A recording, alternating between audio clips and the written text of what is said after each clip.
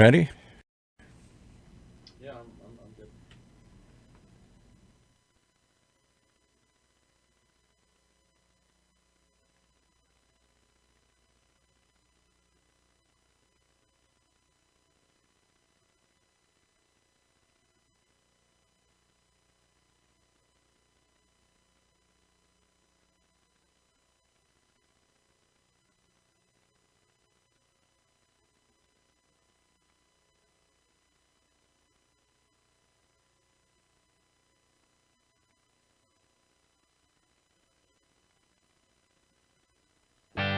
Welcome, everybody, to the Raad Life, the only talk radio show that takes you along with host and age explorer Rod Gontos on his continuing journey of discovery into life's challenges, opportunities, options, and all the latest and greatest things that come with getting older.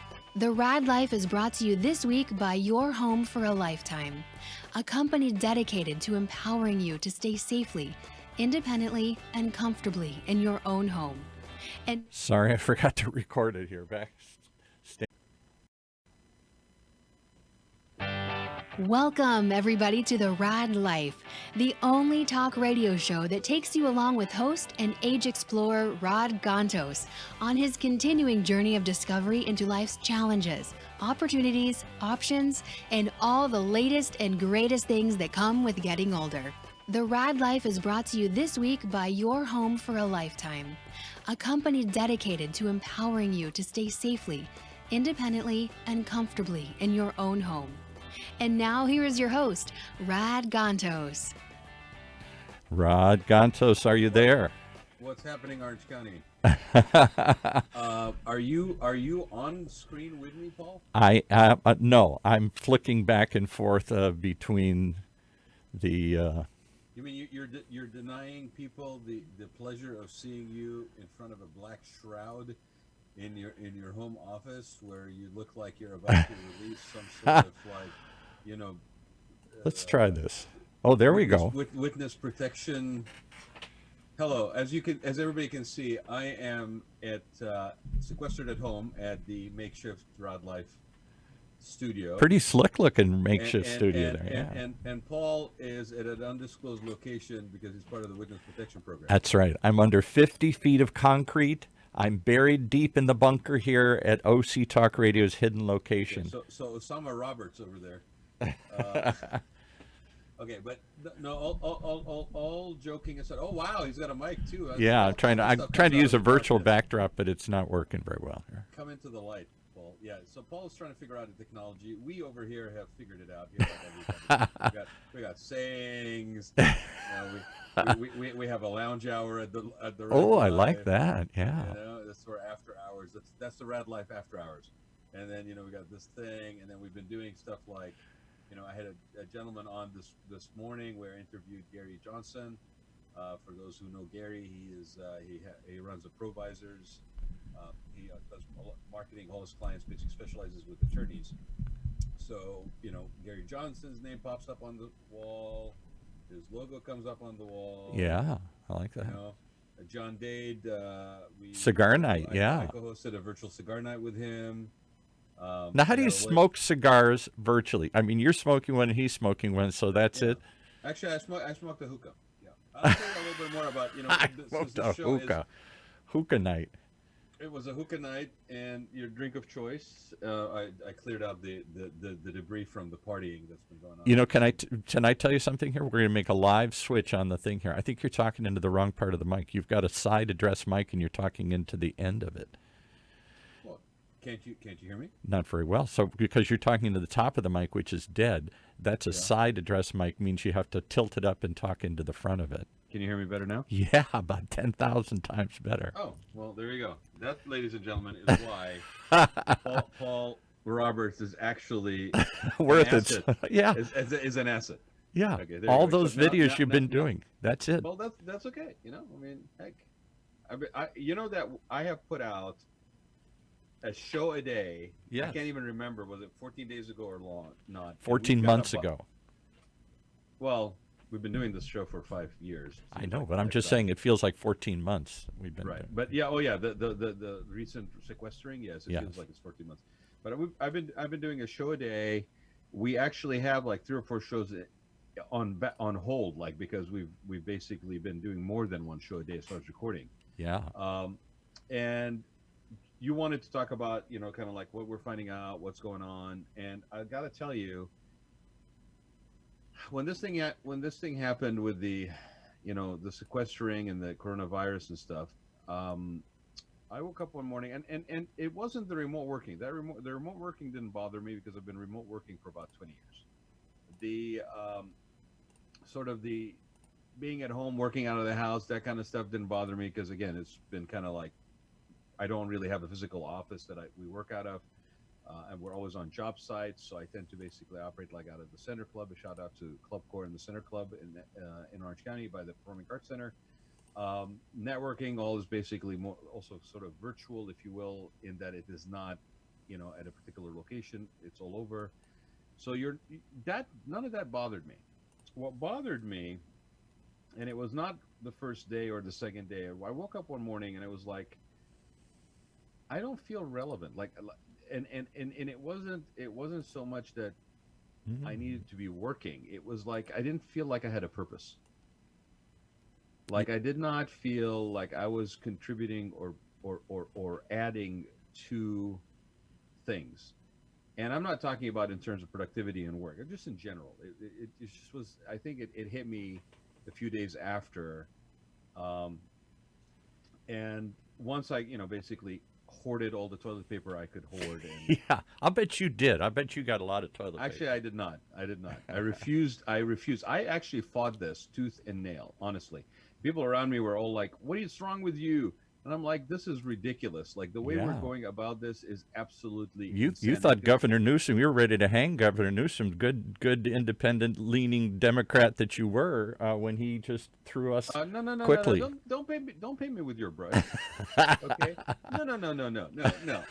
No. Come on. I had a gentleman on, and he talked about politics and the reason why there's the word ticks in politics. Okay, so I'm gonna just leave it at that. No, I am proud to be non-party affiliated, non-party preference, and I basically look at things objectively from the person to the topic to the issue, and I will continue to do that. Call it living overseas, seeing too many authoritarian regimes, Yeah. lack of voting. But you've rights, all this voted stuff. democratically more than you vote Republican. No, I think if you looked at my record You voted of for voting, Bernie, for Pete's sake. Come on, that's about as radical left as you can go here. so you're claiming Bernie now as a Democrat when you basically guys lambasted him all day long for two terms. Because he supported Running? Biden now, so he's back in the fold. So now he's in your good graces now. You say good Irish boy. He basically He recanted, and he recanted. Okay, he's a recovering Democrat. Is that what you're telling me? he's a wannabe Democrat. Okay, so anyway, before I was so rudely interrupted by Mr. Paul Roberts, it's like I think he misses me. I haven't seen him in the I studio do. for about a month, I so he's do. like he's gonna get it all out in one show.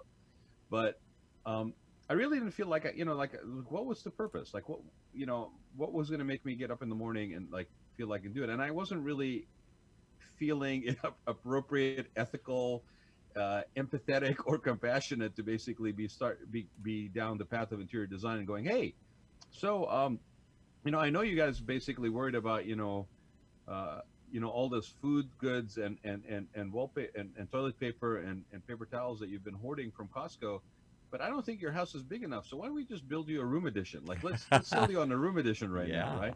Or hey, you're going to be sitting at your home a long time, so maybe it's time to buy a new set of furniture for the living room. Right. Like, Or get because get a extra storage unit. We had to run out and get a storage unit to hold all the toilet paper and supplies, doomsday supplies. So I now have a storage room just filled with doomsday supplies. so you are the reason No, I why didn't I really do basically that. really had a problem with the way this was working out. And I'll admit it.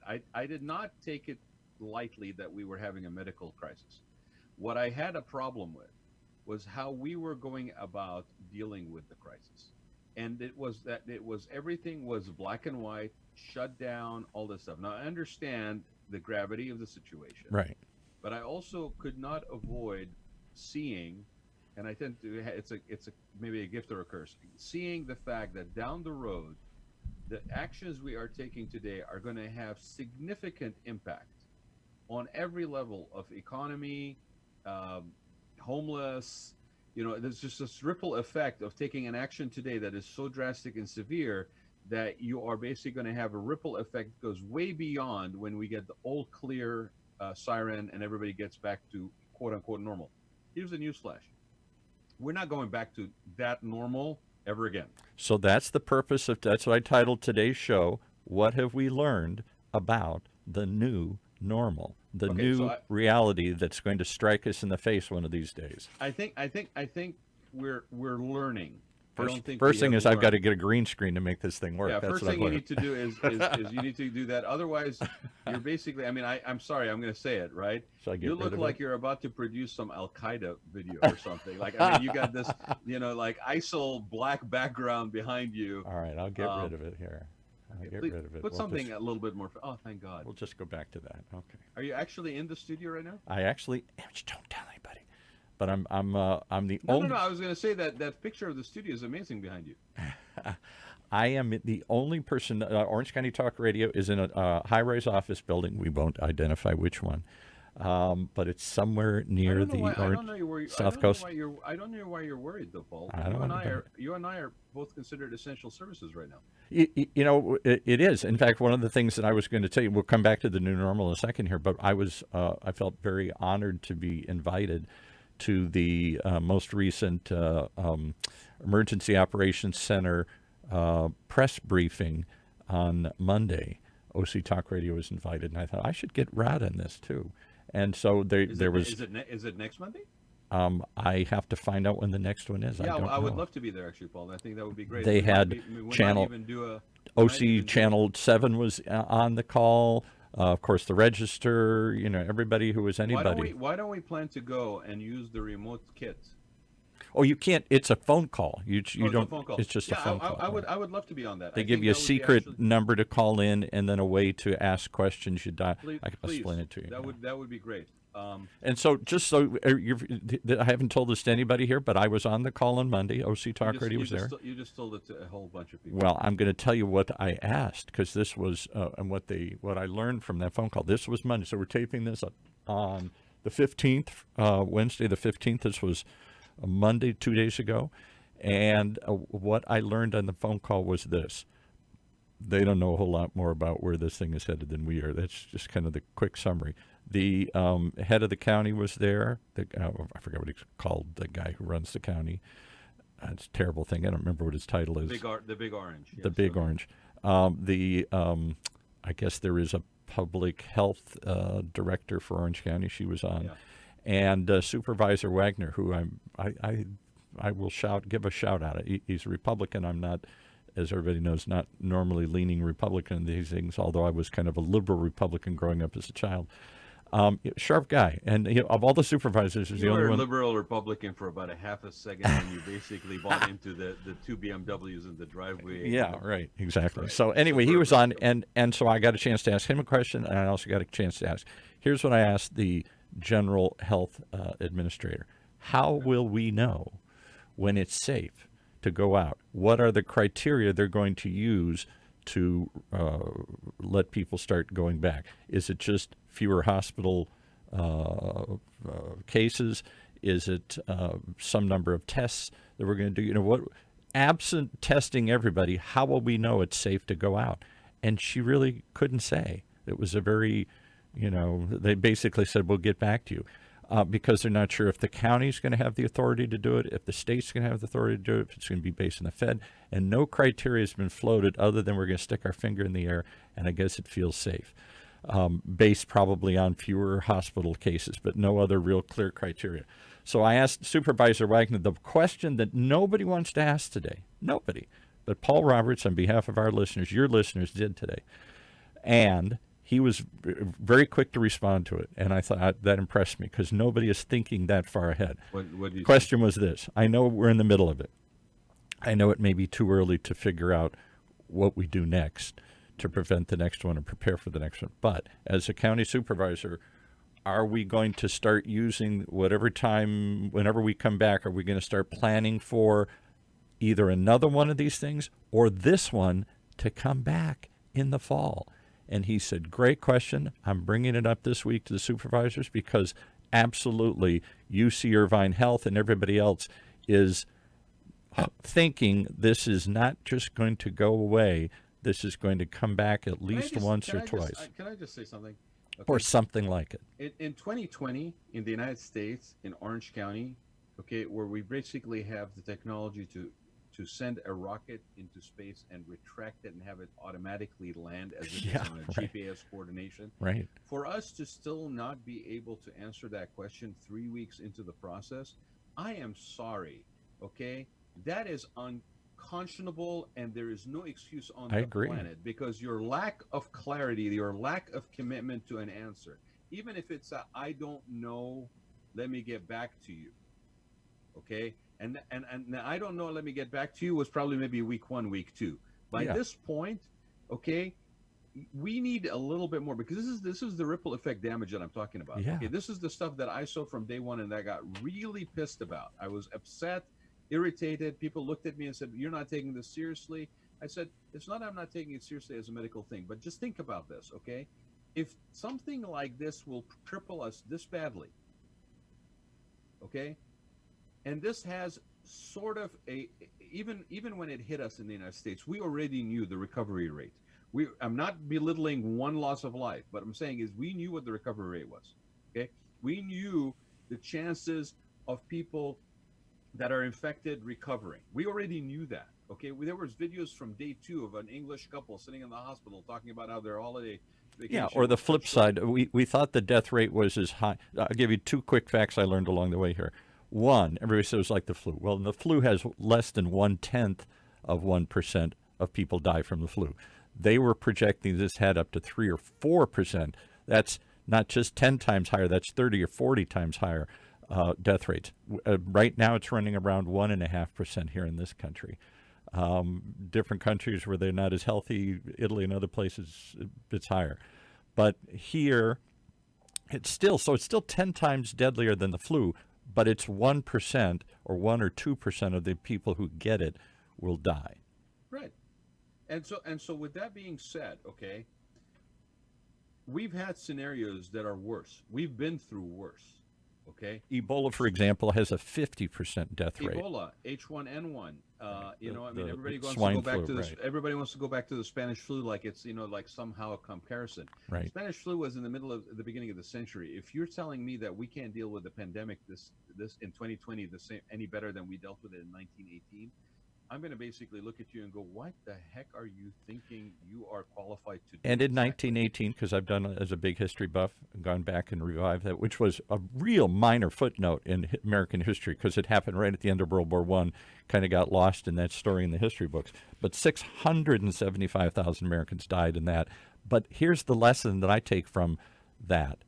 It didn't hit all at once. 670,000 died over 3 outbreaks. It hit once, came back in the fall, and hit again.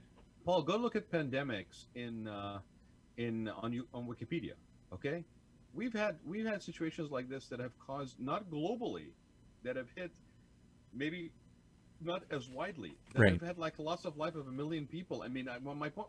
I want to get past this really quick, but here's my point. When this happened, I could not avoid seeing down the road from day one. Okay, and thinking, okay, there are precautions, there are things that we need to do, there's things that we should have been doing all along in terms of personal hygiene and upkeep and all this stuff that we have not been doing, and maybe this is a good reminder. Right. But for us to panic health and in whatnot, such a manner, in such a chaotic way, and for there to be a lack of leadership, an absolute abdication of leadership, I am sorry, okay, to put people through this. The not knowing has probably as much, I'm not going to say more, but as much damage. The unknowing. And today we are 3rd week or 4th week in, and we still don't know what it's going to take to get people to have a green bill of health, and I can go back to. And we don't know. This is what Supervisor Wagner admitted, and nobody's thinking about the likelihood that we're not done with it, even when it does burn off in the summer. I'll tell you right now, they've already admitted we're not done with it. And what happens when we have a really bad? I mean, I was sequestered for 1 week in January because I had influenza, diagnosis of influenza type 1A. Okay, and so I had to basically quarantine myself for a week. Now, that's not 3 weeks, but in principle, it's the same thing, right? I mean, Right. it's not like we have not had situations where we need to quarantine. Now, you're arguing, well, we have to quarantine everybody. Yeah, but you don't really know that you needed to quarantine everybody. The The only reason why you're reason we had quarantining to everybody is because quarantine, you can't test them. this is a point I make over and over again. The only reason we had to quarantine everybody is because of the lack of testing. We don't know who's got it or how many people have got it. So we got to shut it all down. If we had Right. reacted quickly, like other countries did, South Korea and others, and said, let's find where it is, let's test everybody and take those that are sick and put them away, we could have continued to operate the country perhaps in some fashion. And if and when it does come back again, if we do the same thing, we're going to kill the country here. We're not going to be able to shut it down and spend another 2 trillion every 6 Paul, months. Paul, let me explain something to you. There's another factor here that's not really being considered and discussed, and it's going to be something we are going to face really quickly. I mean, we're talking about this show being, what have we learned? What is the new normal? Yeah. Well, let me tell you something. First of all, I'm angry as hell that we couldn't handle this thing better, and I'm sorry, but there is no excuse on the planet that we cannot at least. I mean, this isn't we handled it half as good as we could have. This is we handled it dismally. Yeah. Dismally, absolutely And, dismally. and I'll Okay? interject one thought. The people, my friends who are Trump supporters, and always say, well, nobody could have foreseen this. Everybody foresaw this. It's not like we didn't know pandemics can't jump from animals and kill Well, us in I big have numbers. I have a new term for that. It's called Trump-splaining. Okay. Yeah. I mean, we had It, MERS, it, we had SARS, I we had mean, the I mean, Middle East yes, version, the bird flu and version. not only that, the guy that's basically like now being put in charge of sort of the supply lines the other day basically was on 60 Minutes, and he basically made this sort of the challenge like nobody could have predicted this. Show me where you guys covered this story. And so what does 60 Minutes do? They showed him 4 or 5 tapes of where they covered the story over the course of about 5 to 6 years. Right. It wasn't even just a one-time situation. So here's what Government I agencies have have warned about it. Press thing. Bill Gates has been talking about it Right. for several years. Other people have said, okay, all right. But you know what? Here's the thing. There's a bit of this that doesn't really matter at this point. It's Monday morning quarterbacking. yeah, Right. right. But so your thing, point is we've handled it dismally, and their argument is, well, nobody could have foreseen this. That's ludicrous. Right. You know what it reminds me of? It's like when they said, "Oh, we didn't read the report." Yeah, I'm right. like, I'm sorry. So that's like you basically showing up to school on Monday and saying, "Oh, I don't have a homework because I didn't read the fact that I had homework." What you're referring to is Well, I'm Peter sorry, Navarro, the economic advisor, yes, supposedly wrote a report in I'm January. I'm sorry, but the fact that you didn't bother to read the fact that you have an assignment doesn't mean that you're not going to get an F for failing it. Right? It's your responsibility. Okay, not mine. You had it. You chose, consciously or not consciously, not to read it. So it's your issue. Now that being said, everybody's scrambling around trying to do whatever they need to do. People are politicizing this thing. They're weaponizing this thing. All this stuff. Right. I got into a conversation with somebody very early on where they basically have not talked to me since then because I dared about a week in to actually say that people are actually weaponizing and politicizing this thing, and I sounded like I was being very non-humanitarian, concerned about the crisis. When all I was saying is, I see this, I see what's happening, and it's always been either a blessing or a curse or both, right? I play chess 3 moves forward. I play 3-dimensional chess in a world where a lot of people play checkers. Okay, so when I basically I'm looking Or tiddlywinks. and I'm not saying it as a boasting thing. That's just the way my brain is wired, right? So I see causalities. All right, so here I am looking at this thing, and I'm going, okay. People are now going to get unemployed, and what happens? Boom! Within 1 week. I mean, if you think that this is economics, it's not. Okay, this is very much like the panic of the 20s with the crash of the market. There's psychology at play here. There's other things like people have been concerned. Like companies have been running very, very fat and very heavy, and now there's basically they're thinking there's a recession coming on, which we all kind of had a feeling that the economy was going to slow down a little bit at some point. So here comes this pandemic, and I basically go, oh darn, I have to let go of people. And how you go about letting go of people and how your HR handles things, let me tell you, is going to come back and either bite you or it's going to come back and pat you on the back. Because It's going to either bat you in the ass or it's going to pat you on the back because people are watching. Okay. And how many A companies lot of just the job fired 80-90% of the people overnight? 16 million. Okay, so I had Logan Mohtashami on as an economist in Orange County. It's very respected, and he's very much a numbers guy. Right. And he showed me a graph, and the graph was like, since 1965, we're jumping up and down, unemployment claims, and then we hit a day, 24-hour period with one report, and it goes 10 million. Zoop. And he says to me, that's not a current number because the way things are reported, they're reported after they are collected. So today, when I was interviewing him, he said the next numbers could easily be 15 million. Yeah. What happens?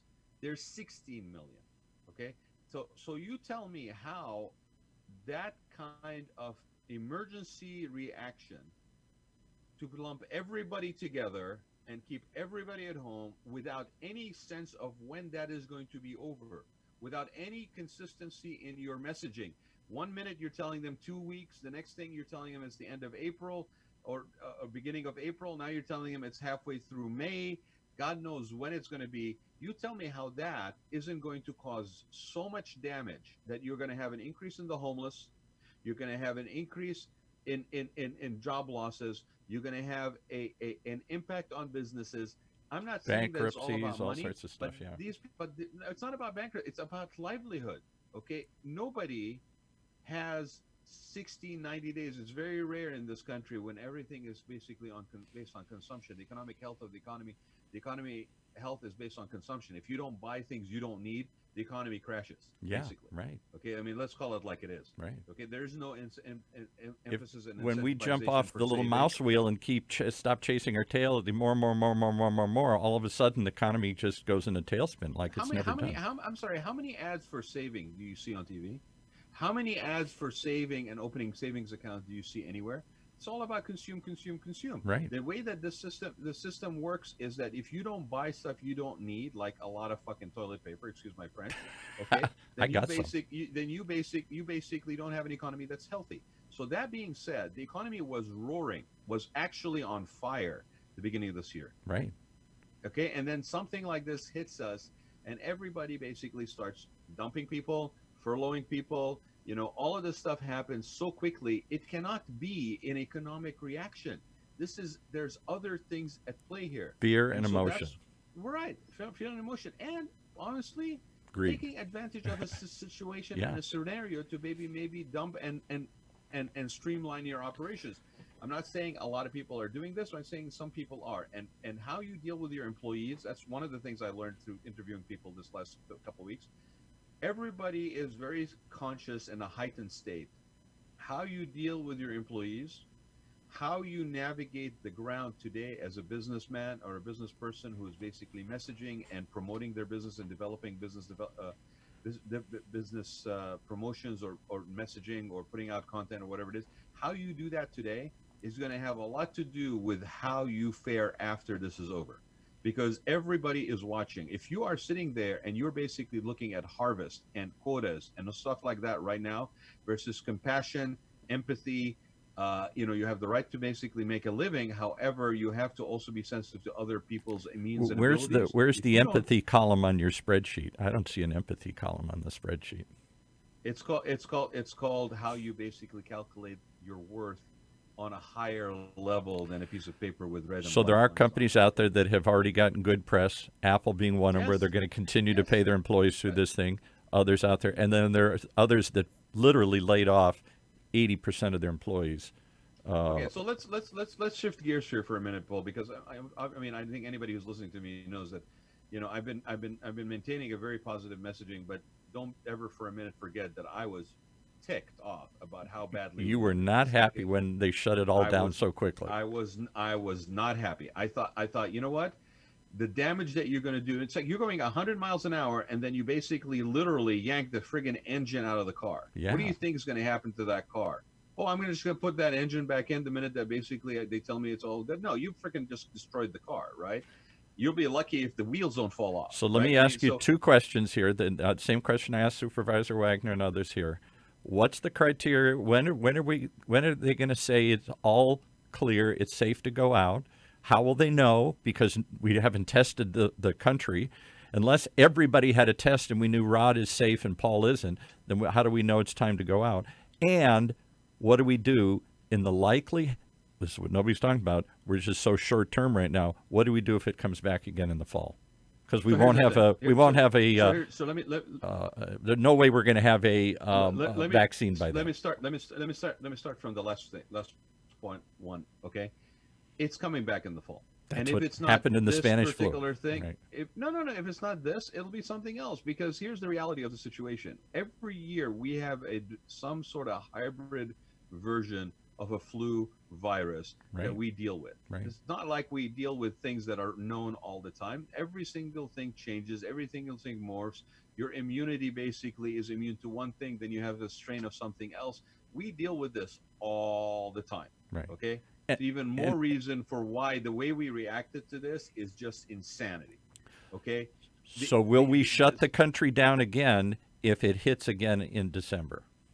Let me tell you something, Paul. Before you even get to December, okay?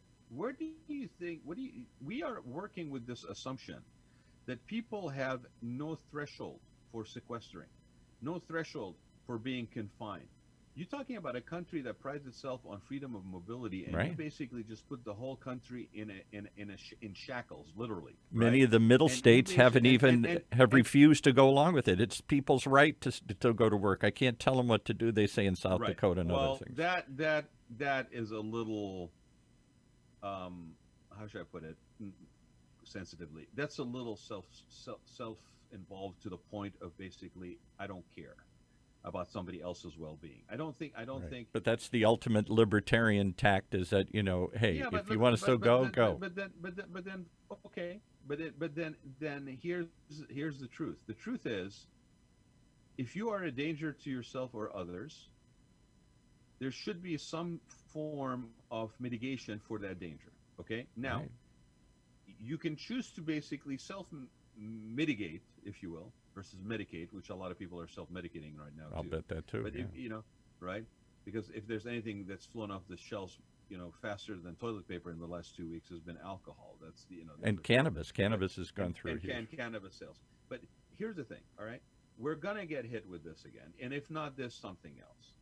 If we are not able to have some sort of measured, reality-based way to deal with things that may be outside our immediate ability to manage, without such a disruption to everything around us, okay, we will become very vulnerable to being manipulated by other forces to put us in this situation.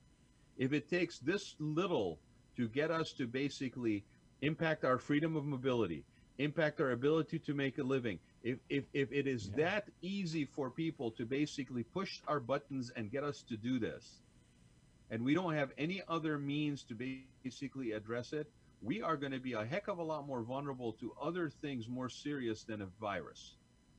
Okay?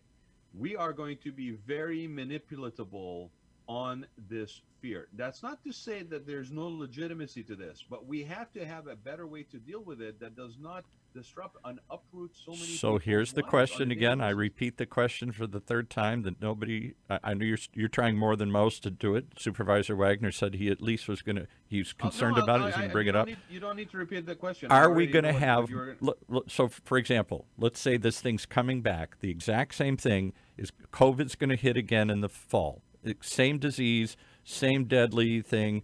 It ain't gone. It just goes into dormancy and then comes right back again when it gets cold again, like the Spanish flu did, like other viruses, pandemics have done. Doesn't have to. Might disappear, be gone forever. But if it comes back, will we have more mass? Will we do quicker testing to isolate people quicker so it doesn't spread and we have to shut it all down? And will we shut the whole damn thing down and go through the same exercise in Paul, January? you're assuming a variable that you're holding a variable constant that is not the truth of the reality. You're saying if COVID-19 comes back and now it's COVID-20 or whatever it is, right? Okay, I'm saying, what if it's not COVID? What if it's something you can that go on, you have not had any? But UC Irvine Health and others are saying high probability COVID Again, all right, itself Paul, will Paul, come Paul, back Paul, again. Paul. But again, that's myopic. You're looking right in front here. Okay, I'm Oh, I saying know. There could be in 20 other 2020. ones No, here. no, Yeah, no, right. no. Yeah, 2021, 2021. Could be Okay, something else 2022. comes up. Right. Okay, something comes up that has nothing to do with anything that we have on our radar. So And will we? that is when your question is more poignant. Do I now basically shut everything down Right. because I don't have any preparations? The truth is this.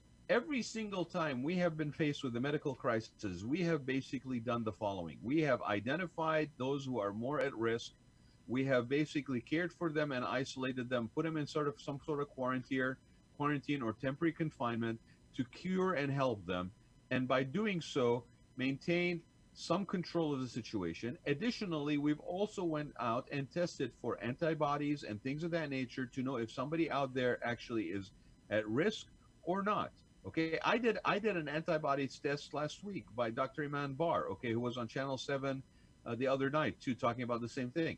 My antibody test, because I'm running around a little bit, not irresponsibly, I'm using protection of gloves and masks, okay, but construction is considered essential services. I have a couple of clients, I'm trying to get them into their home, Right. because they're basically not in their home, and this is a very much a very inconvenient thing for them right now. And I basically have been running around. So I wanted to know, since I have elder parents, if I'm actually exposed. Because what if I have to run over there and help my parents? Like, Right. am I basically putting them at risk or not? So after 2 weeks, I actually got an antibodies test. Now, the antibody test came back negative, meaning I don't have the antibodies for COVID-19. But it also says that I did not have it because otherwise I'd have some sort of indication. Right. Now, that test, and I want to thank Dr. Barr for waiving her doctor's fees in the process, but that test cost me $150 at a lab. Technically, if I really wanted to make sure everything was, which is basically that I don't have it, I mean, that's as much as I'm going to get, right? Right. There's 2 tests that you can do, each of which is $150. Plus, let's say there's a doctor's visit of another $300 because they're administering 2 tests. There's a duration where they're there. This is a concierge doctor. This is a qualified testing kit, a qualified lab. You're looking at $600 a person to run those tests and have the doctor's fee included. Okay, you will get a result within 48 hours. Okay, it's not covered by insurance, and all it's going to tell you is you're not a danger to others right now. Right now, But I you will could be tell- tomorrow. Yeah. Right, bro. Yeah, absolutely. But my point is this, okay?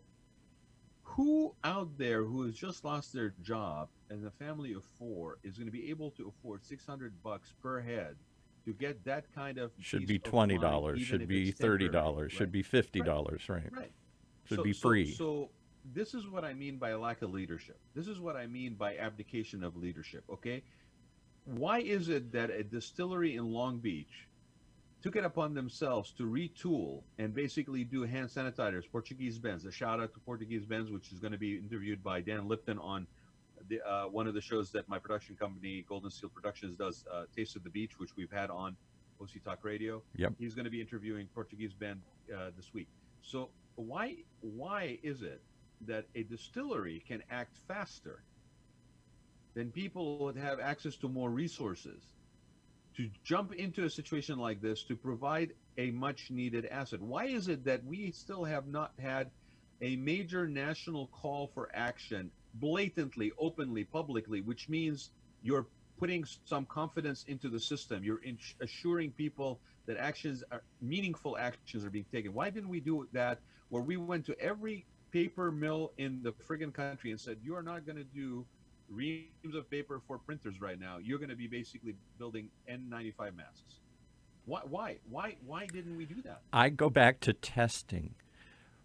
3 weeks ago, multiple testing, Paul, is a longer situation. Testing, if tomorrow we have a virus that we don't know, we're going to have to develop a vaccine and all this stuff. There's certain things that you but could you're missing my point, though. Here's the point.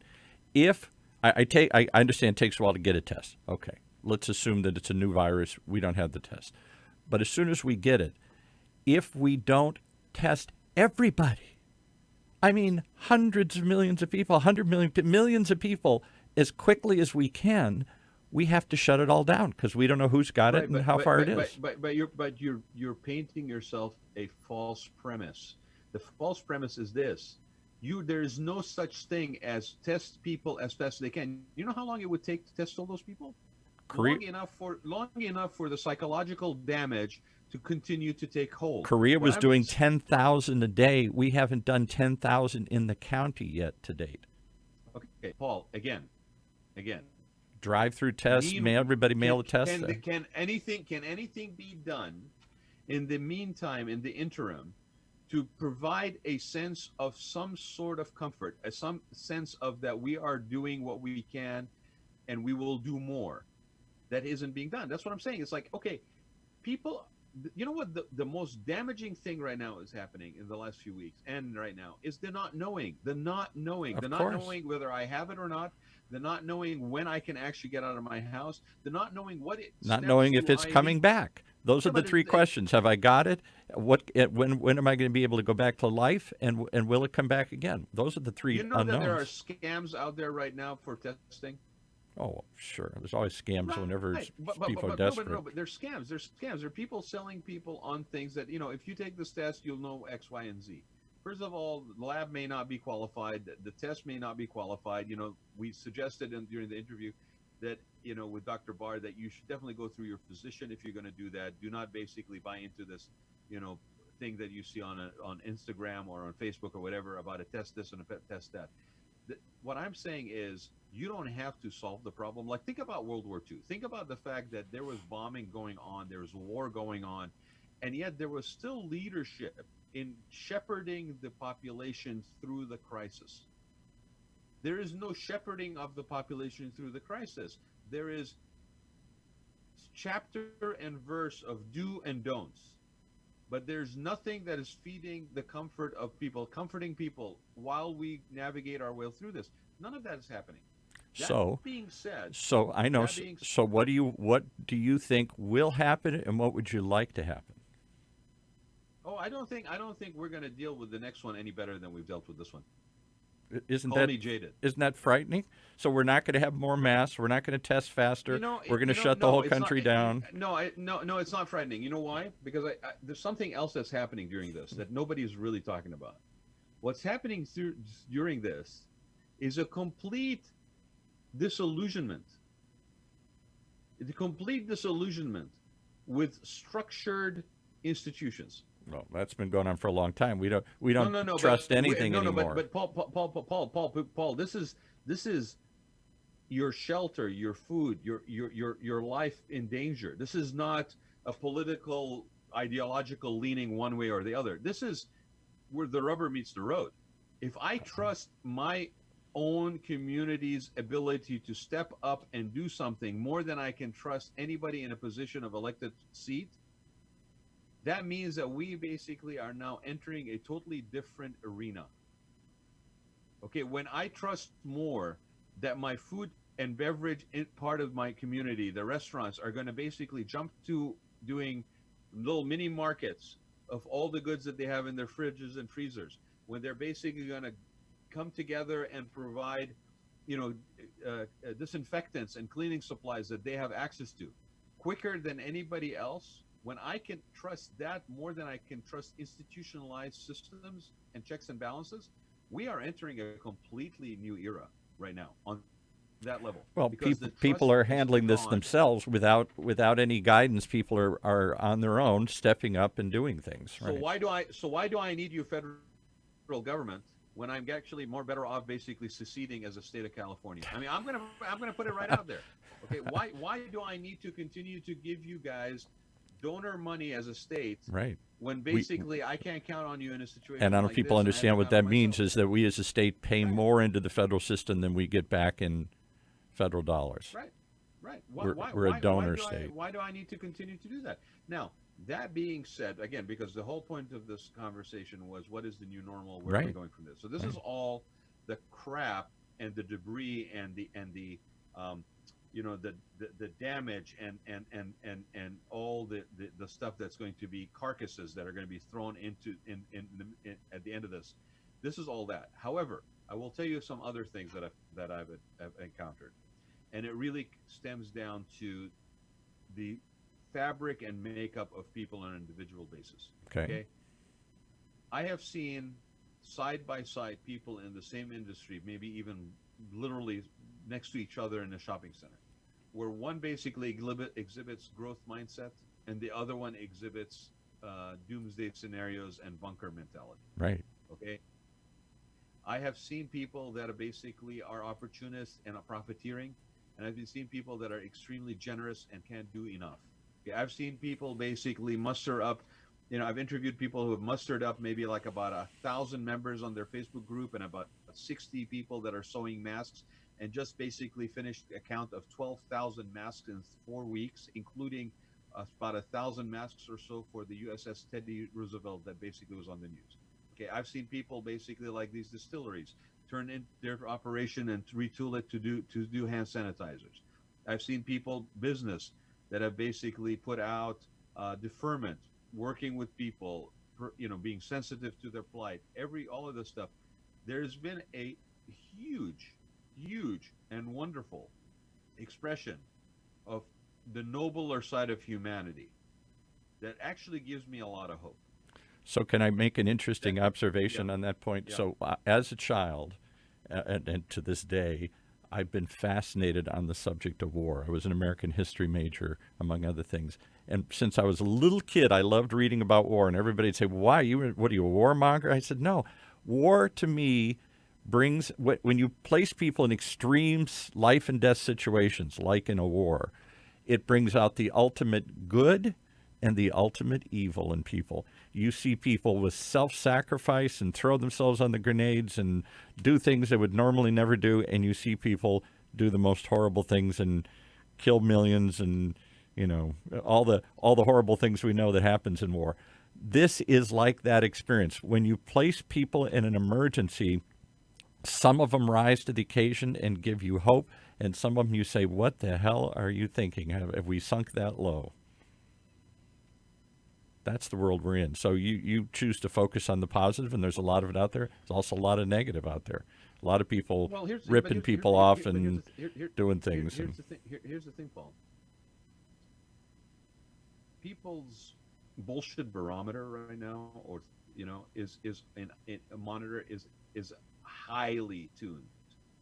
Okay, the fact that people are out there still acting like I can pitch you goods and services that you don't need right now, and somehow I'm not. But it's happening. Somehow. Can I give you one example of that struck me just as an anecdote?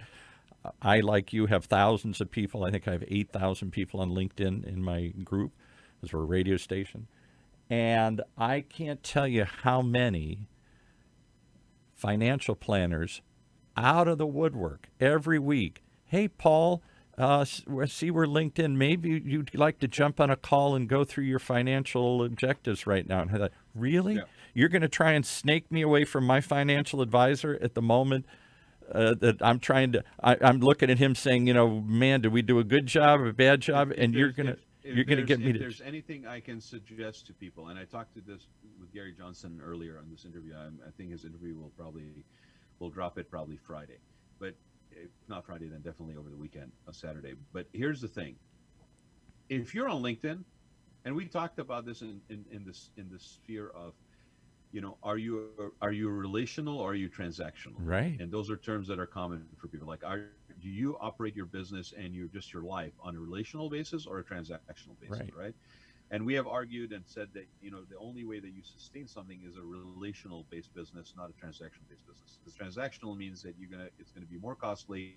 You have to keep the funnel going. It's a game of numbers. Relational is repeat business, etc. So we were talking about how right now it's an opportunity to basically connect with people, and I'll share this also because it's a positive. You say, focus on the positive. I don't think I'm focusing on the positive with blinders on. I think I'm looking at things through reality, and that is right now we have the ability to actually reach out and connect with our networks, with our families, in ways that we were not basically able to do before, because we had so many things that were distracting and pulling on us. Right now, that noise, that cacophony is much quieter. It's not gone, but it's much quieter. And so it gives us room to think, room to breathe, room to, we have been gifted a gift of time, to be honest with you, right? And before this, just to use a spa industry reference, we got to the point where people were paying for silence. Okay. Yeah, Oh, right. I need silence. I'm Right. willing to pay for it. Right. Okay. I need isolation. I'm willing to pay for it. Okay. Floating tanks, saltwater float tanks, basically were very popular. Everything, quiet rooms. Yeah. We are so inundated and have no escape and no solitude that we were willing to pay for it. Right now, in a split of in a flip of a switch, we basically have been given the gift of time. If you look at this as being the case, you will see that you can turn this very much into a positive. It's a time for you to reimagine. It's a time for you to self-reflect. It's a time for you to look outside the window and see what other things that are happening and how could they apply to you. It's a time for you to basically look at what constitutes your quality of life. Okay, how do you assess your value? It used to be that the two almost cliche questions were, what do you do and what do you drive? Well, right now, nobody gives a crap what you do as long as you're not basically being an opportunist and a profiteer, and nobody really cares what you drive because you're supposed to be home not doing that anyway. Right. So how do we evaluate self-worth? How do we evaluate status? Okay, these are questions that really, whether you're consciously asking yourself or you're not, are things that are going to be changing. There is no going back to the old state of being. There is a new normal. The new normal may be, we come back out of this. There's a glut on the market of qualified labor force now. Companies are starting to build up again, right? Because again, like I said before, the impact on this, the reason why we've had a loss of jobs has not been an economic reason. It has been I can't have people coming into an office and work reason. Now, we've also learned that we can work outside the office. So now that qualified person you're going to hire, are they going to now negotiate that, you know what, the precedence is set. Yeah. Right. I want 3 days of work at home and 2 days work at the office. That is part of my benefits package. I want 2 weeks every 6 months off because I can still operate in a remote situation. All of these things. Does that mean that these companies now need less real estate, which means that now there's more commercial real estate glut on the market? If you're a restaurant, and you just realize that basically you are allowed to sell alcohol, as part of As your a pickup takeout? and delivery. Yeah. Right. Are you going to now put that genie back in the bottle, state of California? Good luck with that. There's way too So, much margins on alcohol. in the last 5 minutes of the show here, let me do what I've done with others if you're willing to do this. Let's do a lightning round. I'm going to ask you, for example, is it a V-shaped recovery or a slow-shaped recovery? I'm just either or things, and you're just going to, off the top of your head. Okay. We can't, without any big explanation, just yes or Okay. no. All right. You ready? I'll give you like Yeah. 10 of them here. Okay. So, do we slowly start rolling, opening letting people go back to work in May, or do we keep it shut down till June? I think the minute you open that door, you will not be able to control the flow through it. Okay. I don't think you get to basically pick and choose who goes to work first, what states. Like that was like the most this rolling on slow thing? Idiotic thing on the planet. Yeah. Oh, Okay. wait a minute. Michigan gets to go first, but Illinois doesn't. I mean, Right. I know. Are you Nope. kidding? That's like the Hatfields and the McCoys. Is what No you're big setting up for. explanations. Just that's what it is. Okay. So you think it's all? So are we going to let people all out at once, or are we going to do a phase? Oh, I think people will be out before you even allow them. Okay. I don't think anybody's going to be waiting for your permission in a week. From Okay. now. So 2 second weeks from flip now. side of that, flip the coin over here. When they say give us the all clear, will people rush to get outside? No. Or will they stay home because they're still No, scared? It'll be Puxatawny Phil basically sticking his head out of the ground and Looking saying, "Oh, around. I think I need another 2 weeks of winter." Okay. Yeah. No, because the psychology of this is not flippable like this overnight. That's what Dr. Fauci said. All right, here's some more.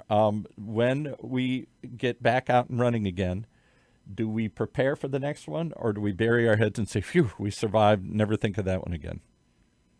I think we individually prepare for the next one, and we don't count on the fact that somebody is going to have our back. I Okay. think that's what's going to happen. Is we're going to basically do exactly up what we to did with us, right. earthquake kits. We're going to have it in the car. We're going to take care of our own. We're going to make sure we have stuff like that. So, So hey, there's a maybe business there's an opportunity opportunity, to just like expand. they Yeah, create yeah. earthquake kits. Maybe they'll be creating pandemic kits, and you'll have one in your car in your house. No, we'll need to figure out a way to basically add pantry space to people's houses because that's how they're going to hoard their toilet paper. Yeah, I mean, right. but We're gonna no, hoard more. We're gonna have more on hand. honestly, we're going to, and that's not necessarily a bad thing, by the way, Paul. When it comes to hygiene and health, I mean, Right. if we're going to become more personally responsible for that and not count on somebody else to basically save us, yeah. But I don't think we're going to count on other people, but we are going to make sure that we prepare ourselves Okay, as I much know. as we know We're today. doing the What's the lightning round difference? here. All Yeah, right. yeah. All right. So, does this come back again in December, or have we seen the last of this flu, or this Oh no, virus? no. Man, it's like saying we're not going to get a cold flu season next year. No, I think this is something that will be here. But I'm talking I about this think particular one. Is this one once and done? SARS and some of the others were once and done, or does this come back two or three times before we're done with it? Before we get a vaccine I and we're don't I done with don't it? I don't know that I don't know that it's going to go away, but I don't know that its impact is going to. It's like the fear of the unknown. We know this now. So it'll be here, but we'll deal with it in a different manner. We'll go to gloves and masks really quick. If I don't think they're going to go away, by the way, I think you'll start seeing them on the fashion runway come spring, if I not think by so fall. too. So okay, so if COVID, not a future one, COVID, same virus, same thing, comes back in December as part of the flu season, do we Yeah. shut the country down, or have we learned to live with it and keep operating, distancing, gloves, other things? I think if I was an elected official, I would basically be saying we got away with murder the first time around. I mean, and I hate to put it that way, but we got away with like really an extreme one Right, time around. We ain't going to get away with it again. So I right. don't think they're going to shut down the country again. Okay. Um, Coming out of this, do hotels? Oh, I'm sorry, Paul. Sorry. Let me just add a caveat to that. The only This is way that lightning that round. no, hold on a second. The only way, well, you talked your head off at the beginning of the show. So the only way that would not It be the came case, off. that they would shut the country down, is if in the course of this rollout that happens now of us getting back to normal, Right, and the fact that the human being side of this is going to push through those gates as fast as possible to be released, and if the authoritarian side of it or the government agencies or whatever try to enforce a slower trickle out, we become a more authoritarian infrastructure.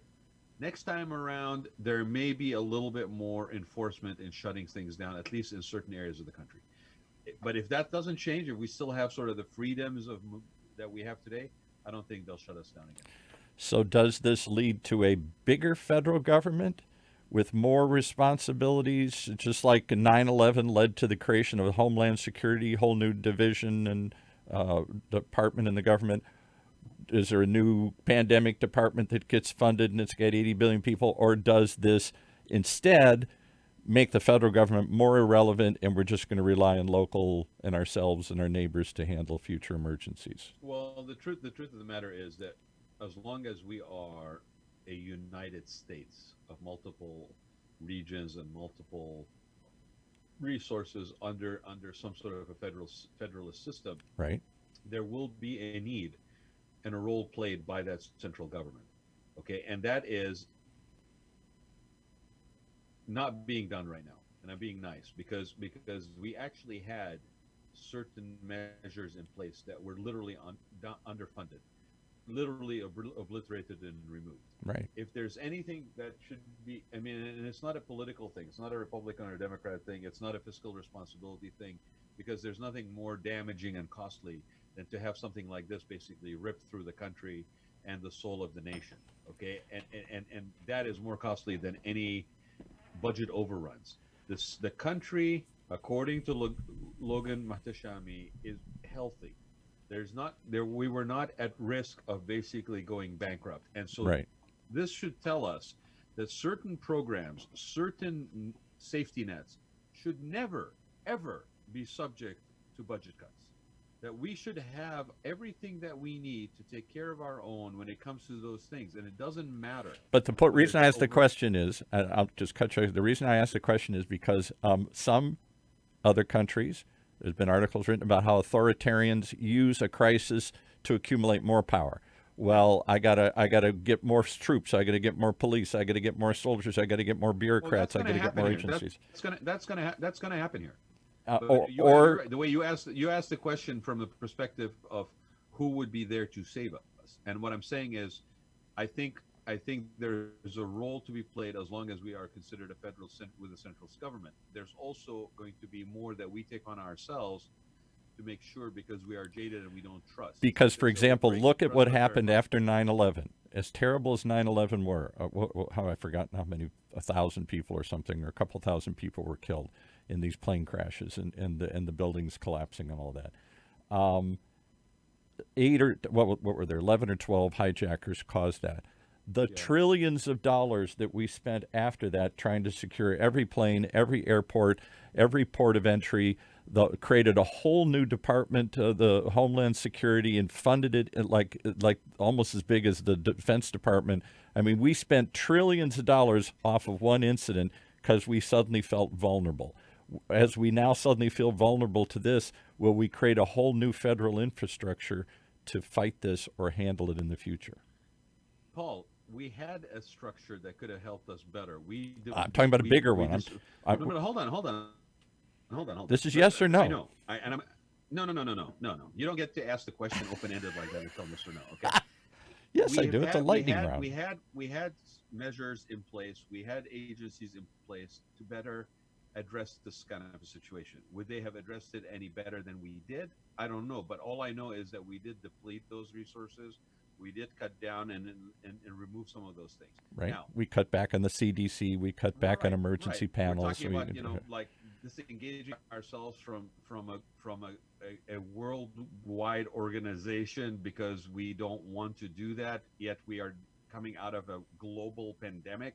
I mean, it makes no rational sense. Will this be used by some with an agenda to try to basically build a larger infrastructure system Right. of authoritarian oversight? Yes, Okay. they will try. Okay. And that effort, by the way, Paul, is neither left side of the aisle or right side of the aisle. I think it will be both sides of the Well, aisle. because the irony It's- is it- that the traditional Republicans were for smaller government, but right now they've authorized, without whimpering, the biggest federal bailout ever, Yes. that trillions of dollars.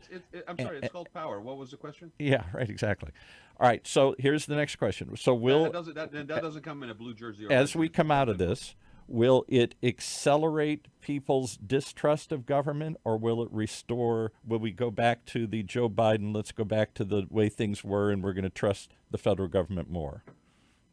Joe Biden's campaign would do themselves immeasurable harm if they try to continue to tell the message of going back to the way we were, because nobody's buying that we're going back to the way we were at any level anymore right now. But that's kind of his argument is I'm Yeah, old I enough, know, I've but been that there. that was before coronavirus. If he's got a smart marketing branding team on his team, that basically they will not do that.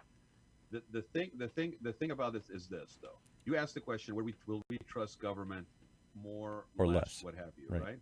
You and I are constantly. We've been in a decline. We trust it less and less. Well, that Yeah. But you and I have been saying on this show, and the reason why OC Talk Radio is around and why shows like this are popular and they gain traction is because all news is local news. yeah. The same principle applies here to answer your question. I think we will trust more those closest to us in a position of leadership to basically support our needs than further away. And this is why I'm saying to you, when we're all joking around about California seceding and all this stuff, right? I would bet you that today, more than 3 weeks ago, there are more people willing to accept the fact that I got to look out for my own in my immediate surroundings, and you take care of your own on the other side. Wow. So we're I much more think- localized worries. We will trust more the local side of things than the national side of things. And that was a direction we were moving in anyway, by the way. If you look at the last election cycle and the type of people that actually got elected to higher office in DC, The people have a few things in common. And one of them is they were a lot closer to the people. You listen to some of the people that are out there that are basically, interviewed, or basically, are dealing with the banking industry or in Congress. I'm thinking about, somebody like Katie Porter, for example, or other people on either side of the aisle. They are a lot more connected to the local communities from which they come. I think that is where the trust is going to be. Well, trust among governors, left or right, a Republican like Mike DeWine in Ohio, or Yep. Andrew Cuomo in New York, 70% approval ratings for both governors. Yep. Federal, less than 50% people like the federal. And it begs the question, Paul, right? It begs the question, what is the federal government going to do? When now they are faced with the reality like we are right now. Right. Are they going to get bigger? Or are they going to get smaller? The country or not opening up the country. Well, no. But I'm just saying. Are we going to look to them more, or are we going to look to them less? Are we going to give them more money to build stuff? How can you, as a federal government, go either way in a situation like this? Yeah. How can you, as a federal government, in a situation like this, claim that you are for state rights, but still want to implement the fact that you have the supreme power? Exactly. You can't have it both ways. Can't have it right? both ways. And right now. But you just said power is the answer. So when one side's in power, everything changes. All right. So more questions here. All right. So Trump was largely elected by a class of people, a group of people, my friends, my relatives, who distrust government and distrust experts. What do they know? The guy spent his whole life studying that. I know as much as that guy knows about climate change, about drugs, about anything. So will we trust experts more now and see that we need them, or will this just accelerate? See the experts, they don't know. Okay. So I'm not going to go down the path with you of basically picking on one side or the other, but I will answer the question this way. If you were basically finally able to get your test, okay? Right. Do you want a politician? Or do you want a doctor to basically read the results? A lot of people don't trust their doctors. A lot of people don't. I'm not just talking about politicians, experts. No. Hold on a second. It's a very simple question. Okay, you need a test to clarify if you are basically with coronavirus or that you are clear and are able to return whatever. Right? Do you want that qualification on a piece of paper to be signed by a politician or by a doctor? There's a third option, or by nobody. Just send me Amazon. Just send me the kit. Paul, I'll say it's blue or red, and I'll decide. No. You don't have that option. Why? That's the scam. That's the scam I'm talking about. No. But so you're missing my point. So there's been a general decline on the left and on the right of we don't trust experts anymore. My wife doesn't listen to her doctor. Your kit from Amazon was basically tested in a lab in India. It does not qualify to clear you to go back to work. As a company, I will not accept that result. So okay, now, all right, no, but you're missing. I know you're trying to make it. You're trying to make it one or the other, but I'm saying there's a third choice where people. I don't trust the politician, and I don't trust the doctor. I trust my own gut instinct more than anything else. I'll decide. You're not qualified to sign that piece of paper for me to hire you and bring you back in the office without okay, knowing. but you're reacting to this negatively. I think you're missing the fact that there has been a general decline in our acceptance of expertise. I do my finances myself now. I don't trust any. Let me finish. Let me finish. I don't have a financial advisor. I do a robo investor. I don't go to the doctor as often. I go to mothers and get alternative medicines. I don't believe in vaccines. I don't believe in climate change. I don't believe in experts of any kind. And so will this continue, or will it come back? So if you've got it under such control, Paul, then why aren't you friggin' sitting at home? I'm not saying me. I'm saying the country as a whole. We don't trust experts. Okay, I'm telling you something. That's a luxury. You don't trust experts when you basically don't need that expert's clearance, right? I don't trust government until I basically need my fast pass at the airport to be cleared by, Homeland Security. I don't trust the bank. I basically need somebody to help me with my stimulus check filing. Okay. My point is that's a luxury. When we say we don't trust this and we don't trust that, that's a luxury. You don't have a luxury to not trust right now when it comes to to the medical crisis that we are facing. So that's your What answer. is You think happening you think we're going to have a renewed faith in doctors and other experts now? It's not a matter of faith. It's a matter of necessity. I will tell you, as a business owner, if you basically show up and tell me, as we are still dealing with sort of like this pandemic that's now maybe less, but there's still a danger of it being coming, whatever, right? I'm going to basically say to you, and that's going to be a challenging to some things that I will mention in a minute. But I'm going to say to you, I need, just the same way as I would do a security check on you or a background clearing check on you, I need a medical signed by a lab that That has you're these clear. credentials and qualifications. Right. Otherwise, I can't hire you. I'm apologize. And now you're going to say to me, well, you can't discriminate against me on basis of sex, creed, sexual persuasion, and medical conditions. And I'm going to say, yes, I can, just like an insurance company can deny you coverage because of a pre-existing condition. But Prove to couldn't me I that you don't trust? And you're gonna. I know exactly how you're gonna react. You're gonna cut me off and say this. I'll start howling the minute I say this. I don't. There are many people out there. Forget about me. There are many people out there that would just as soon trust a kit from Google as they would go to their doctor and pay the $300 and have them to some. Many people would say, I don't need that doctor to sign off on it. I'll trust technology. If Elon Musk comes out and says, I got a kit and mails it to everybody, or somebody we all worship, or the next Steve Jobs of the world comes out and says, I got a kit that will solve everything, I think people will trust that as much as they would, and instead of going to their doctor, going to their priest, going to their politician, all the people they used to trust, I don't think they trust them anymore. We trust technology, but we don't trust that class of people called experts. No. But you see,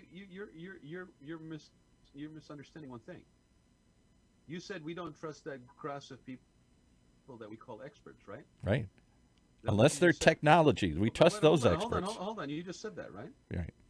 Okay. Don't use the word technology because it's really irrelevant. You trust sports figures.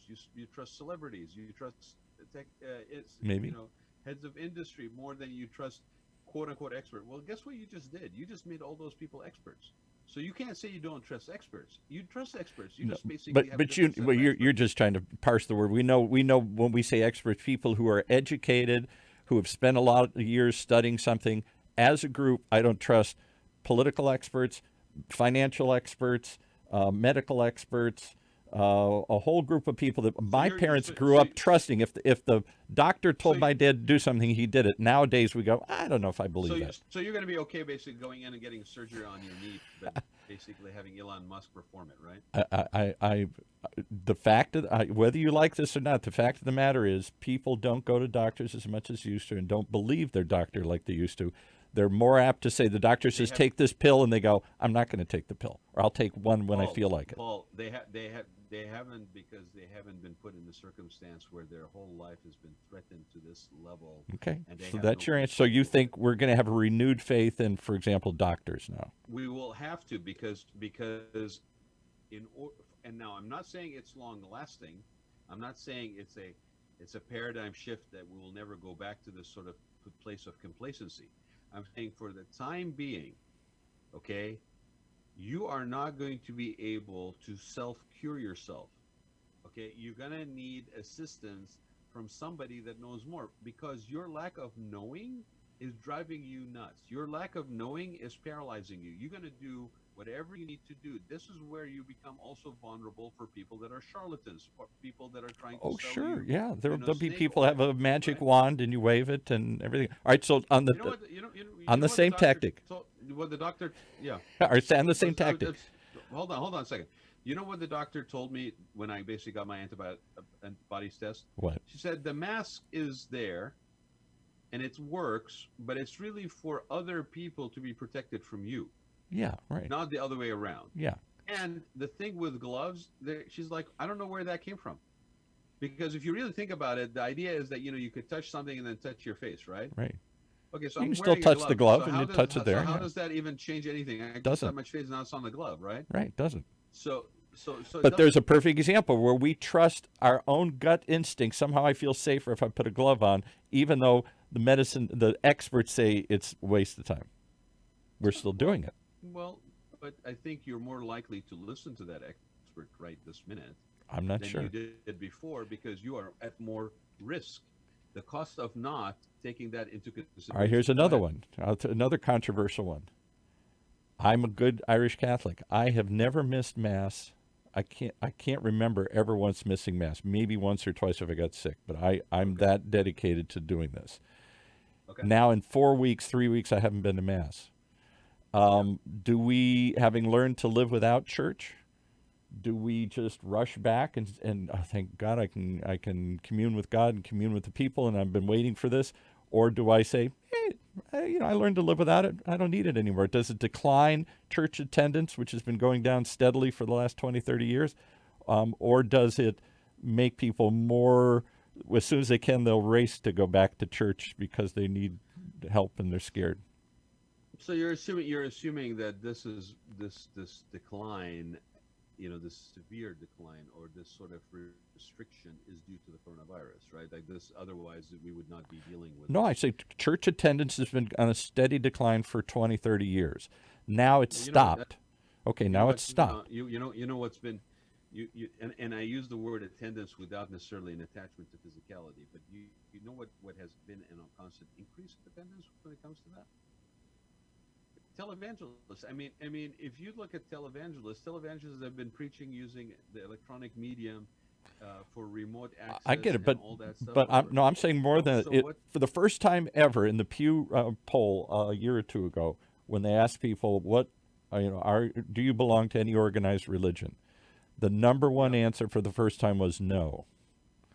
Well, more than 50% of Yeah, people but for that, the that has nothing first that, that, time that in has nothing history. to do with that has nothing to do with attendance. That has nothing to do with attendance. Well, You yeah, can it belong to does. a denomination, Paul. You can belong to a denomination and not be basically a person that goes physically to those I, I, I get it, but masses, but right? attendance is clearly an example of if I say I belong to a club but I never go there, I'm probably not much of a member. If I go to the club every week, the Elks Club or something, then I'm probably really a member of that. I probably am. So people's association, self-association has been going down with organized religion, and now and attendance has been going down, and now attendance has stopped. Will this So what if I further? so what if I tell you Will this further that increase? hold on, You hold never, on you a never second. let What if me I answer what the question. but your question is basically shifting sand, Paul. It's You not asked me shifting about sand. attendance in a physical environment, and you talk about it in terms of it's like an impact on religion. What I'm saying is, what if I told you that the fact that you can now actually broadcast your masses Yeah, will lead for more people to be engaged with your church and not have a that limitation can to how happen. far they live? That can happen. I understand, but will people become more religious or less religious? That's the question. I think Because people we've been becoming less religious for a long time. However you I want to think do it. I think people in general coming out of this, if they are not past the point of return, okay, and I like to think that nobody is really. I think people will come out of this with a lot more connectivity and understanding for the need of commonality and connection. Okay, meaningful, genuine connection, not just superficial, because they have basically now either experienced a demise of something that's very close to them, or they have experienced a reconnection with something that's in their primary circle. Okay, they have basically maybe gotten a little clearer understanding whether they are championing it or not for the importance of relationships. And what the fact is happening right now is we are given an opportunity to see relationships without the need for physicality and proximity. Right. We are basically imagine people that basically, the old adage of people who basically got together and got to know each other over the course of being pen pals or corresponding, right? Right. Not really because they spent time together and basically I saw this personally through the engagement with a couple of events that we did, which were like happy hours and cigar nights and stuff like that, right? Oh, And I people were shared this hungry for with John. connection. Right. Well, but these are the same people that I have actually encountered and interacted with in real life multiple times before this. But does that connection, that feeling I want to be connected to others, I'm just saying that however you want to look at it, religion, organized religion, attendance, whatever measurement you want to do, if you ask most people, they're not as religious as our parents or grandparents are. Well, however you want to define that, by going to church, by They saying. may be more spiritual after this, Paul. So will organize. I'm looking at all the major organized religions. Will this be continue that decline to associate, to belong, to participate, to do anything? Will we be more on our own? No, if you look at the course of history, anytime humanity has been challenged by a crisis, it has led to more belief and faith. Usually, yeah, usually. Yeah. But so I don't think that's so gonna will we change see here. more people going to church, and churches will be streaming more, and then there'll be more people reaching people, be more connected and communicating with churches, or have churches lost their relevance? It goes back to the thing we were talking about before. It depends on what these churches have done in the course of this crisis.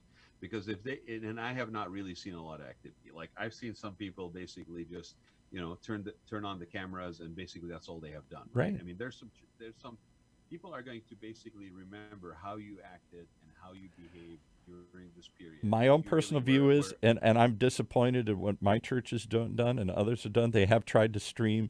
They just turn the camera on and they conduct it. But it's so empty. It doesn't have any.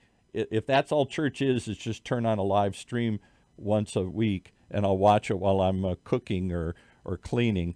It doesn't. I realized the church to me was more of a communal experience, and I needed to go someplace and have a crowd. It's like going to a sports. Same thing with sports. Will sports just become online, and we'll stop gathering a tribe? That's sort of a religious experience. If you're a big sports nut, you go to watch your team, and your tribe gathers and everything. Will we do less of that tribal gathering or more? I think our definition of tribal gathering just got a lot wider.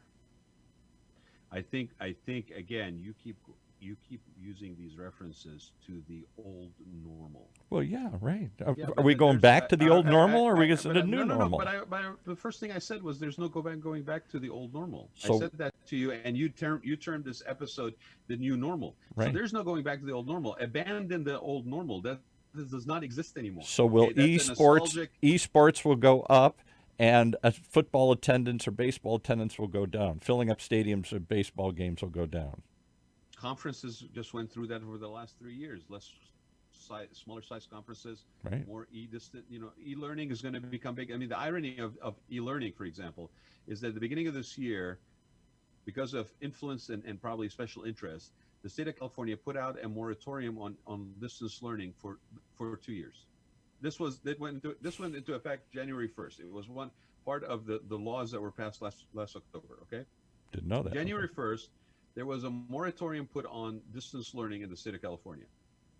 By the time March 1st came around, every school in the state of California was distance learning. Right. Okay. So what does that say to you?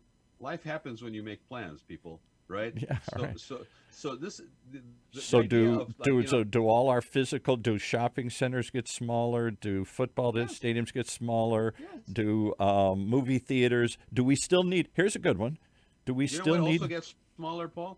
Our circle of people gets smaller. It becomes not about 8,000 people on LinkedIn. It becomes about 100 people that I really have a close relationship with. That's interesting. So we're not cast, because the internet gives you the chance to feel like you know everybody. I now have 80 million followers on Facebook, even though can't name 5 of them. But you're saying those 5 will be more important than the sheer accumulation of numbers. No, what I'm saying, and it's not even really about numbers. What I'm saying is the depth of your relationship is going to be a lot more important than the reach of your relationships. I think what we are experiencing right now, and it goes to business, it goes to sports, it goes to everything, is that we are no longer restricted and limited by the physicality of things. Right. If anything I have seen and learned in the last 2 weeks is that we have not suffered in terms of the depth of our relationships and depth of connection. And if anything, actually, we have improved it. Because when I basically, and I'm starting to tell you this, like there are people that I basically have interacted with. We've gone to cigar nights, John dates cigar nights. I've done these events, happy hours. And these are people I know in real life, real person. Real life, not in this, whatever this is. This isn't real life. It is. It is. That's my point. This is not virtual. This is real. You and I right now having a conversation. Yeah. It's actually as if I'm sitting in the same room with you, and that difficulty to comprehend that we are in the same space has gone. Right. It's disappeared. Right. Prior to this, in our heads, we were still holding on to the fact that there was a difference. That in the same room, not in the same room, it's a difference. Right. Right now, what we are learning is that that was a misunderstanding in our own head. That was a placebo thing in our own head. It really doesn't matter, right? These people that I basically interacted with in the real space before multiple times, when we all sat on a phone call for happy hour cigar night, where we're basically all hanging out, whatever, a couple of things were worthy of note. One was that nobody basically was putting on airs. Everybody was comfortable in their sweatsuits. They were hanging. They were either sitting outside on their front They didn't get porch. dressed up to go on the They didn't camera. really care. They really didn't care what the backdrops looked like. They didn't really care what it was. Nobody cared what anybody was drinking, other than, hey, what are you drinking? Nobody was trying to, flaunt whatever it was that they were doing. Right? Didn't matter. They could be sitting in a studio apartment somewhere, or basically homeless on the side of the street, or basically sitting in the backyard of a multi-acre property. Nobody really cared. Nobody even So it's a bothered great to leveler. blink on that. There was an equity that happened. Okay, everybody has the same square size window on Right. Zoom. Same As the camera. other person as the other Right. person as the other person. Everybody gets the yellow light around their window when they're talking, like the other person, like the other person, like the other person. Okay. I could not smell you. I cannot smell your cigar. I cannot smell your drink. All I can see is what you're telling me. The level of communication and everybody's attention, to the point of talking over each other, but everybody's attention was in the now, right here, right now. We are sharing space. We're sharing time. We are connected to one another Right. in this moment. Every one of us. In real life, those groups, those people broke out into small cliques and hung out on the side of the party, Right. or other side of the party. That's whatever. true. The depth of communication, the depth of contact on the Zoom call was more than I have experienced in real physical life. And these are all good people, nice people. Nobody's basically. That's it. Uh-oh. Incoming call here.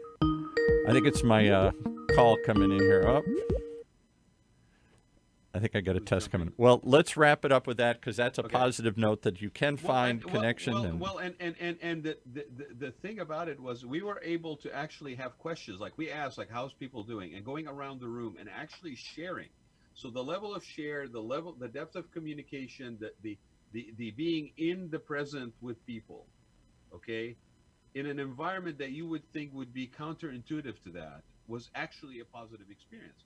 So if I embrace that and I put as much value on this communication format as being in a space with somebody, did I actually lose something because of the coronavirus, or did I gain an insight into another side of life that I was now basically given as a gift through a crisis? Out of the chaos came some form of order. There you go. Well, that's what we're looking for. Their new order will come out of this. That's as sure as thing as we can figure out. What it will look like. Will it look like a return to the past, or will it look like something new here? Let me say something just as we're ending here, Paul. So part of the people are maybe watching this later, or we're watching this and go, "Wow, my God, these guys are at each other's throats." There's a couple of things going on here, ladies and gentlemen. One, I have not shared space with this guy for almost a month. That's right. And so our banter, basically, that happens, to have a weekly release. That's right. Has been bottled up a little bit. That's right. The other thing is, we tend to be very passionate people, Paul and I, and so something like this, we don't know that we are basically linear in how we feel it. I think it's a lot more non-linear. And so if we've taken you on a journey here that seems confusing or whatever, I promise you, let it just all settle. There are some things that we discussed that we will go back to as a society and go, yeah, I guess maybe there was some truth to that, or maybe that was worth considering. And at the end, as always, we appreciate your time and letting us bend your ear. So thank you, everybody. Thanks, Paul. Thank you so much. And keep doing what you're doing. Tune in every week, because Raad Life is on not just once a week anymore, but daily. He's doing shows on Facebook, on LinkedIn. So in addition to this platform, you can find him all over the place, and spinning out some other shows as we speak here. So if anybody's interested on being on the Raad Life, and there will be other shows, like I said, coming on from my production company, please go to Golden Seal Productions. Yes. I'm going to put it up here because I have a green screen. GoldenSealProductions.com. Oh, look at that. And basically look at the online booking. You can book your time slot for the Rad Life, and like I said, as the other shows come online, you'll be able to book them as well. Paul, thanks again. Be safe. Don't let anybody in that office. Okay. Till next I mean, time. I'm sorry. Great backdrop. Yeah. Exactly. Bye, everybody. You have been listening to the Rad Life Radio Show with your host and age explorer, Rad Gantos, brought to you on the one and only octalkradio.net. Join us again next week as we continue our journey of discovery into life's challenges, opportunities, options, and all the latest and greatest things that come with getting older.